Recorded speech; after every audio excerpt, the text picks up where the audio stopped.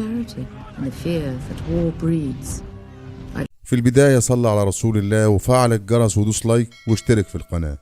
بيبدأ الفيلم مع شاب بسيط اسمه لوكاس، وكان شغال في المزرعة مع والده، وكان سعيد جدا مع عيلته. وفي يوم من الأيام وهو في المزرعة بيسمع صوت حد بيصرخ، راح من غير ما يفكر جري على مصدر الصوت، والمفاجأة الصوت اللي سمعه كان جاي من بيت والده، وبيشوف 4 أشخاص أول مرة يشوفهم، وكانوا بيحتدوا على أهله ويضربوهم. ساعتها لوكاس خاف وترعب وخبى نفسه عشان محدش يلاحظه ويحس بيه، وفجأة ال4 أشخاص دول بيقتلوا والده ووالدته. ساعتها لوكاس كتم حزنه وعياطه علشان ما يخلصوش عليه هو التاني، والسحب واحدة واحدة لحد ما عرف هوية ال4 أشخاص دول، وهم الديب والعقرب والدب والأفعى. وعرف كمان إن ال4 أشخاص دول بيلفوا على جميع القرى ويخلصوا على أهلها، وبعد كده بيحرقوهم ويسرقوا كل حاجتهم. ساعتها لوكاس بيقرر إن يجيب حق أهله. بعد كده بيروح عند الملك ويطلب منه المساعدة، لكن للأسف الملك بيستهزأ بيه عشان هو راجل فقير. ساعتها بيقرر إنه يعتمد على نفسه ويجيب حق أهله. وهو ماشي في الطريق بيشوف بنت جميلة جدا في الشارع وعجبته، وبعد كده دخل مطعم عشان يقابل واحد صياد، وفعلا بيقابله ويطلب منه المساعدة. والصياد ده كان اسمه ديرياس. المهم لوكاس قاعد مع الصياد، وقبل ما يحكي له حكايته الصياد قال له: انا عارف انت جاي ليه، وانا الراجل المناسب للمهمه دي. وفجاه وهم بيتكلموا بتقوم عركه بين الصيادين، والعركه بتكبر جدا وشرطه الملك بتتدخل علشان توقف اللي بيحصل. ساعتها لوكاس بيهرب من المكان بسرعه قبل ما الشرطه تقبض عليه، وبيدخل محل من الشباك وينام فيه لحد الصبح. تاني يوم صاحب المحل بيشوف لوكاس، ولوكاس بيعتذر له ويحكي له حكايته. ساعتها صاحب المحل بينصحه وقال له: ما تعتمدش على الصياد، مش هيساعدك، روح عند الجبل ودور على التنين وهو اللي هيساعدك. وكمان صاحب المحل بيحذره ويقول له: ما تعتمدش على التنين قوي، لان قبل كده خان الملك والشعب كله مش بيحبه ولا يطمن له. وقتها لوكاس قرر انه يروح الجبل ويقابل التنين. ساعتها بيلاحظ ان التنينه مش تنين. وقتها لوكاس بدا يحكي حكايته للتنينه وعن رغبته انه يجيب حق اهله وينتقم من الناس اللي قتلوهم. وقتها التنينه بترد عليه وتقول له: لو كان هدفك الانتقام بس مش تحقيق العداله، اسفه مش هقدر اساعدك وطلبك مش موجود عندي. بعد كده لوكاس بيسيب التنينه ويمشي، ويقرر انه يعتمد على نفسه وما يطلبش اي حاجه من حد. وبعد كده نام في الغابه لتاني يوم. وقتها كان الصياد ديرياس بيدور عليه في كل مكان علشان يساعده في الوصول للقتله اللي قتلوا اهله. وساعتها لوكاس بيقول له كل حاجه يعرفها عن القتله، وقال له: القتله بعد ما خلصوا على اهلي مشوا في اتجاهات مختلفه وتفرقوا، كل واحد منهم راح في مكان. وقتها هما الاثنين بيقرروا انه يدوروا على الدب اللي بيكون مشي ناحيه الشمال. وهم ماشيين في الطريق ديرياس بيقول له ان اهلي ماتوا بنفس الطريقه، ورحت الجبل عشان اطلب من التنين المساعده، لكن للاسف التنين رفضت تساعدني، ومن ساعتها انا بكره التنينه جدا ومش عاوز اشوفها في اي مكان. وهما الاثنين بيكملوا مشي في الغابه. وبعد شويه ديرنس بيعلم لوكاس فنون القتال وكيف يمسك السيف ويدافع عن نفسه. ساعتها بنعرف ان ديرنس ماهر جدا في القتال وحاجات تانية كتير، زي انه يقدر يفهم لغه الحيوانات. وساعتها مسك شويه دود من الارض وعن طريقهم عرف مكان الدب القاتل الاول، وفعلا راحوا ناحيه الشمال واستنوا الدب هناك وعملوا خطه عشان يخلصوا عليه. لكن ساعتها الخطه مش بتعجب لوكاس. وقتها ديرياس بيتعصب عليه ويقول له: ده جزات اني قبلت اساعدك واجي معاك والتنينه اتخلت عنك. وساعتها لوكاس بيساله ويقول له: ليه الناس بتقول التنينه خاينه؟ راح رد عليه وقال له: في يوم من الايام المملكه تعرضت لهجوم شرس جدا وشديد، والقوه الموجوده مع الملك مش هتقدر تحمي المملكه. ساعتها الملك بيروح عند التنينه ويطلب منها المساعده، والتنينه بتوافق انها تساعده لان المملكه مظلومه. وبعد كده الملك بيرجع من الحرب وكان خلاص هيموت. وديرياس بيقول له ان في اسطوره قديمه بتقول ان التنين بيتواصل مع البشر وتربط جزء من قلبها مع قلبه، والتنين بيحس بالبشر والبشر بتحس بيه. وساعتها الملك كان مصاب وطلب من التنينه انها تساعده وعلشان تنجيه من الموت، لكن للاسف التنينه رفضت، ومن ساعتها الشعب بيعتبرها خاينه وكمان طردوها من المملكه. وبعد فتره الملك خف وبقى كويس، وفجاه الحصان بتاع ديرياس بيتحول لتنين، والتنينه بتتكلم معاهم وتقول لهم انها تقدر تتحول لاي حيوان هي عاوزاه، وهي بتعمل كده عشان الناس ما يخافوش منها. وبعد كده بتقول له لوكاس ان ديرنس ضحك عليك ومشاك في الطريق الغلط، وكمان بتقول له انها ممكن تساعده لكن بشرط انه يسمع كلامها. وقتها ديرنس بيزعل جدا من لوكاس ويتعصب عليه ويقول له: تختارني انا لا اما التنين؟ راح لوكاس ضحك وقال له: انت عارف يا صاحبي انا هختار مين؟ طبعا هختار التنين. ساعتها ديرنس بيزعل وياخد الحصان بتاعه ويمشي. بعد شويه الدب ورجالته بيهجموا على لوكاس. ساعتها التنينه بتساعده وتهجم عليهم، وقامت معركه كبيره بين التنينه ورجاله الدب. وقتها لوكاس بيشجع وكان عاوز يبقى له دور، راح جري على السيف بتاعه عشان يشارك في المعركه. ساعتها الدب بيشوفه ويجري عليه ومسكه فوق الجبل وساج يلف بيه، والدب كان عاوز يرميه من فوق الجبل الجبل، لكن فجأة الحزام بتاع الدب بيتقطع والدب هو اللي يقع من فوق الجبل ويموت. وقتها لوكاس كان فرحان جدا ان قدر يموت اول واحد من الناس اللي قتلوا عيلته، لكن وقتها التنينة كانت زعلانة جدا من اللي حصل. بعد كده هما الاتنين بيتحركوا في الغابة عشان يدوروا على القاتل التاني اللي هو الذئب، وبيجي الليل وهما الاتنين بيتكلموا مع بعض. وقتها التنينة بتقول له لوكاس ان الانتقام بيحول الانسان الطيب لوحش، لكن ساعتها التنينة بتلاحظ انها مهما تحاول تقنعه لوكاس مش هيغير تفكيره عن الانتقام من الناس اللي خلصوا على اهله. تاني يوم الذئب ورجالته بيهجموا على لوكاس، ساعتها التنينة بتتدخل وتخلص عليهم واحد ورا واحد، وده من خلال الهواء البارد اللي بيطلع من بقها. لكن للاسف الديب بيلف من ورا لوكاس ويمسكه من رقبته، وكمان بيهدد التنينة بيه لو ما بطلتش تقتل في رجالته. فجأة التنينة بتحول نفسها الكلب، وقتها الذئب بيطمن ويدي الكلب الامان، وبسرعة بيتحول الكلب لتنينة مرة تانية وهجم على الذئب وانقذ لوكاس من بين ايديه. بعد كده بيروحوا هما الاتنين يدوروا على القاتل التالي اللي بتكون الافعى، وبنشوفهم هم رابطين الذئب من ايديه واخدينه معاهم رهينه، وفعلا بينجحوا انه يروحوا مكان الافعى. لكن المفاجأة كان ديرياس موجود قبليهم وبيقاتل الجنود بتاع الافعى. ساعتها التنينة بتتدخل عشان تساعده، ولما الافعى شافت التنين امرت واحد من الجنود انه يدخل البيت ويحرق الاوراق والادله الموجوده فيه. بعد كده الافعى بتاخد الحصان بتاعها وتهرب منهم، لكن وقتها لوكاس بيشوفها ويجري وراها، وكمان دريس بيحارب الجنود بتاع الافعى بكل نشاط وهمه. وكمان الافعى بترش على البيت هوا بارد عشان تحفظ الاوراق والادله الموجوده فيه قبل ما يتحرق، ولوكاس بيطول الافعى وينط على الحصان بتاعها ويوقعها على الارض. واثناء ما المعركه شغاله الديب بيلاقيها فرصه ويفك الحبل المربوط فيه ويحاول انه يجري ويهرب، لكن التنينه بتشوفه وتهجم عليه. وقتها ايده بتتقطع ويقع في الميه، وبنشوف لوكاس وهو بيحارب الافعى بكل شجاعه وقوه، والتنينه ودرايس بيروحوا عنده يساعدوه. لكن فجاه الافعى بتضربه بالسيف في جنبه. ساعتها كلهم بيفتكروا ان الافعى خلصت عليه، لكن من حسن حظ لوكاس كان لابس حزام على نصه فيه اموال وفلوس معدنيه، والضربه جت في الفلوس دي وكيس الفلوس هو اللي انقذه. بعد كده بنعرف سبب كره دريس للتنينه، وهو صغير كان هربان مع اهله من الحرب. وقتها واحد من اللصوص كان اعور هجم عليهم وخلص على اهله، ولما صحي دريس تاني يوم لقى نفسه مصاب اصابه خطيره. وقتها ما كانش حد شايفه غير التنينه اللي قررت تساعده وتنقذ حياته. بعد كده خدته وسابته قدام دار رعايه علشان يكمل علاجه هناك. وبعد فتره درايس راح للتنينه عشان يطلب منها المساعده وينتقم من الناس اللي موتوا اهله، لكن للاسف التنينه رفضت تساعده. ومن ساعتها دريس بيكرهها جدا، ومع الايام قدر يتواصل مع الحيوانات والحشرات الموجوده في الغابه، وكمان بيتكلم معاهم وما قالش لاي حد وخبى السر. بعد كده هما الثلاثه بيدخلوا الكوخ الافعى علشان يدوروا على الاوراق والادله الموجوده فيه اللي الافعى كانت عاوزه تحرقهم وتخلص منهم. ساعتها لوكاس كان عاوز يخلص على الافعى، لكن التنينه منعته. وكمان التنينه كشفت الحقيقه وقالت ان مفيش حد اعور خلص على اهل دريس، وان اللي خلص عليهم هو الملك نفسه. ساعتها كلهم بيتفاجئوا من كلامها، لان الملك وقتها كان في الحرب والصاب، وكان بيجري بسرعه في الغابه وداس على اهل دراس وموتهم عشان يروح للتنينه ويطلب منها المساعده. وكمان التنينه بتقول انها خبت على دراس الحقيقه لان وقتها كان هيروح عند الملك ويقتله. وكمان بنعرف ان التنينه ما رضتش تساعد الملك ليه؟ لان الملك هو اللي افتعل الحرب دي علشان يكتسب شعبيه والناس تحبه، وبعد كده ساعده في الحرب ويكسبها. وتاني سبب ان التنينه ما رضتش تساعد الملك عشان خاطر انها تساعد شخص يستاهل زي دريس، وعشان كده عطته جزء من قلبها ورفضت تساعد الملك الخاين. بعد كده بيروحوا هم الثلاثه ومعاهم الافعى للمدينه علشان الافعى تتحاكم قدام الشعب، وبعد كده ودوها سجن المملكه. وبعد شويه جنود الملك بتعرف اللي حصل وبيهددوا دريس ان ما يتدخلش في اي حاجه تانية تخص الملك، وكمان احتدوا عليه وسرقوا الادله والاوراق وخدوا كل الفلوس اللي معاه. وقتها دريس بيشك ان الاربع اشخاص القتله لازم في حد كبير بيحركهم وهو اللي بيديهم الاوامر بالهجوم على الناس، والدليل على كده الرسائل والادله اللي لقوها في الكوخ ان في حد كبير بيخطط لهم وهم اللي بينفذوا، وكلهم بيشكوا في الملك لان هو اللي بيحرك القتله. وبعد كده يقبض عليهم مره تانية ويقتلهم ويخلص الناس من شرهم، وساعتها الملك يبان بطل قدام الناس وتزيد شعبيته والناس تحبه. بعد كده بيتفقوا هم الثلاثه ان لازم يرجعوا الادله دي اللي بيدين الملك وخيانته لشعبه. وقت ما اتحركوا السجن بيحصل فيه حريقه، والقاتل الاخير اللي هو العقرب بيسهر وقت الحريقه وقدر يساعد الافعى انها تهرب من السجن. ساعتها هم الثلاثه بيروحوا بسرعه على المكان. وقتها لوكاس بيشوف البنت اللي عجبته قبل كده هي ووالدها موجودين في السجن وسط الحريق. ساعتها التنينه بتساعدهم وتخرجهم من النار، وفي اللحظه ديت لوكاس كان عاوز يجري ورا العقرب والافعى عشان يخلص عليهم، لكن التنينه بتتكلم معاهم وتقول لهم اهم حاجه جمع الادله، لان الادله هي اللي هتدين الملك الراس الكبيره اللي هو بيخطط ويعمل كل حاجه. لكن للاسف لوكاس مش بيعجبه كلام التنينه وبيقرر انه يسيبهم ويمشي، ودريس اول مره يقتنع بكلام التنينه وان هو الكلام الصحيح. بعد كده التنينه بتروح تدور على الادله والاوراق وهو يمشي ورا لوكاس عشان يساعده. بعد كده بنشوف التنينه وهي بتستخدم القدرات بتاعتها وتحول نفسها لفار وتمشي ورا الجنود عشان تجمع الادله. وفي الجنب التاني العقرب ومعاه رجالته بيهجموا على لوكاس ودريس. وقتها دريس بيطلب من لوكاس انه يسيبه ويمشي وهو يخلص عليهم لوحده، لكن للاسف العقرب بيجي وراه ويوقعه من فوق الجبل. بعد شويه شويه دريس بيفوق ويحاول يلحق العقرب، لكن من سوء حظه بيتضرب بسهم في كتفه، وبنروح للتنين اللي كانت متنكره في شكل قط، وبتنجح انها توصل للاوراق والادله اللي بتدين الملك على فساده وخيانته. وكمان دريس على بعد بيستخدم قدراته بينه وبين التنينه ويعرفها الوضع اللي هم موجودين فيه. والتنينه لما شافت حالته مشت بسرعه عشان تحاول تنقذه، وسابت الاوراق والادله موجوده وراها. وقتها كانت حاله دراسه صعبه جدا والعقرب مسيطر عليه، وخلاص العقرب هيموته ويدوس عليه في الميه. وقتها التنينه بتتاثر جدا لما حست بيه لان قلبها مربوط بقلبه، لكن بسرعه دريس وهو تحت الميه بيكسر السهم الموجود في كتفه ويضرب بالعقرب ويخلص عليه في الحال، وبعد كده بيخرج من الميه. ورغم تعب التنينه بتنجح انها توصل لمكانه. وقتها بتشوف لوكاس مرمي على الارض، راحت اتعصبت وقتلت الافعى من غير تردد. بعد كده بتاخد لوكاس وتروح بيه المملكه عشان يتعالج. بعد شويه بيسترد عافيته ويبقى كويس. وكمان دريس بينجح انه يمسك الديب بعد ما هرب، ودي اتقطعت ونزل في الميه. وجابوا المدينه عشان يكشف خيانه الملك قدام الشعب. وفعلا الديب بيحترف بكل حاجه قدام الناس، لكن للاسف الشعب مش بيصدق كلامه ويضحك عليه ويستهزأ بيه. بعد شويه التنينه بتطلب اللي عارفين خيانه الملك ان يتكلموا، وهي تحميهم من اي حد يتعرض ليهم. ساعتها كل الناس اللي عارفه حاجه عن الملك وخيانته بيتكلموا، وفعلا الملك الخيانه بتثبت عليه. بعد كده الملك دخل السجن هو والديب. بعد كده لوكاس ودراس حكموا المملكه بالعدل والحكمه، والعدل صار والمحبه بين الشعب. وبكده يخلص الفيلم. لو عجبك الفيلم دوس لايك واشتراك وفعل الجرس ليصلك كل جديد. والسلام عليكم ورحمه الله والى لقاء جديد.